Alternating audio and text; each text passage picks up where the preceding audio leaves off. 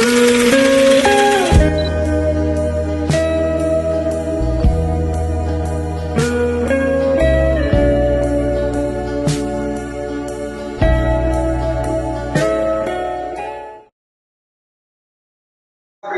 sumbernya.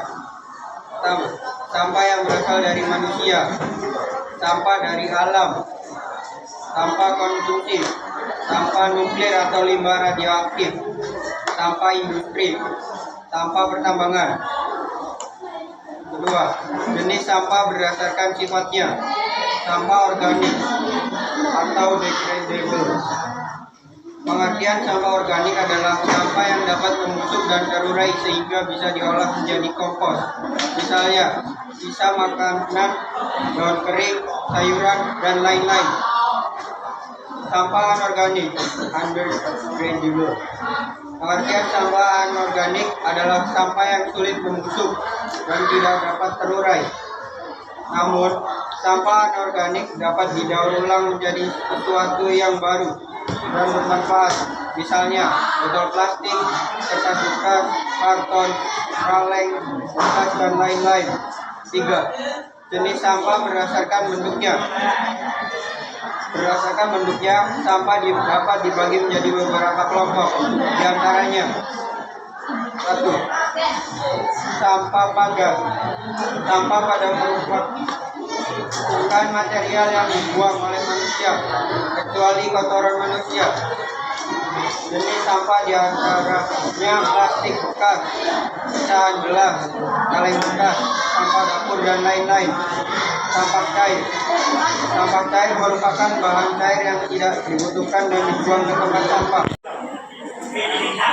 Sampah anorganik yaitu sampah yang terdiri dari bahan-bahan yang sulit terurai, tarik biologis, proses penghasilnya membutuhkan penanganan lebih lanjut di tempat khusus, misalnya plastik, kaleng, dan styrofoam.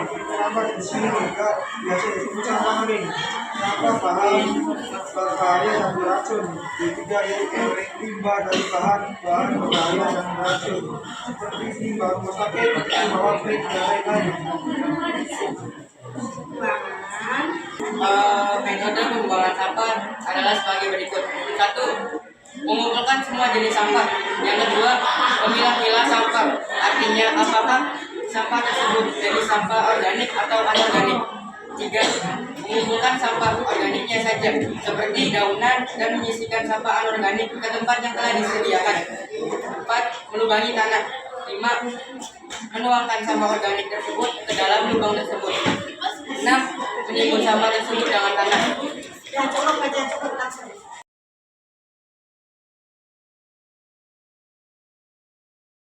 Dari kelompok 3. Saya ingin menanyakan tentang bagaimana mengubah sampah yang menumpuk. Dan cara dari kelompok 2, saya ingin bertanya, apakah plastik sekali pakai layak untuk dilarang demi menyelamatkan lingkungan? Jadi pertanyaannya, penyebab terjadinya sampah menumpuk dan cara mengatasinya. Jadi penyebab terjadinya sampah menumpuk itu karena ulah manusia kita sendiri. Misal, jadi manusia itu pada buang sampah sembarangan, kayak di tempat umum, di jalan, sekolah juga, di kelas, di kolong. Dan sampah-sampah yang dibuang sembarangan itu lama-kelamaan dia itu bakal numpuk dan bisa menyebabkan dampak-dampaknya. Ada banjir, longsor. Nah, kalau untuk cara mengatasinya itu sendiri bisa membuang sampah pada tempatnya. Nah, semisal kita nih ngelihat ada orang dia tuh buang sampah sembarangan. Nah, kita tuh bisa menegurnya, kayak kenapa kamu buang sampah sembarangan?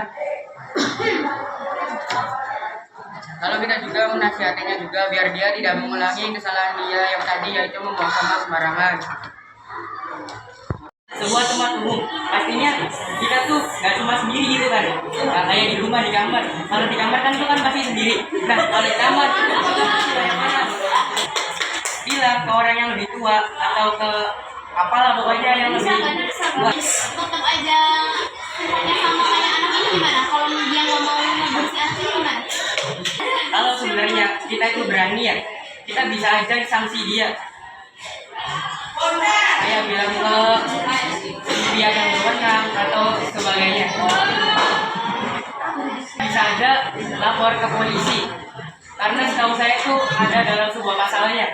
Iya, pasal berapa? Misalnya kan kata kamu bisa dilaporkan ke polisi. Kalau misalnya itu anak di bawah umur, gimana? Yang ngelakuin, kan bisa aja jadi siswa yang ngelakuin.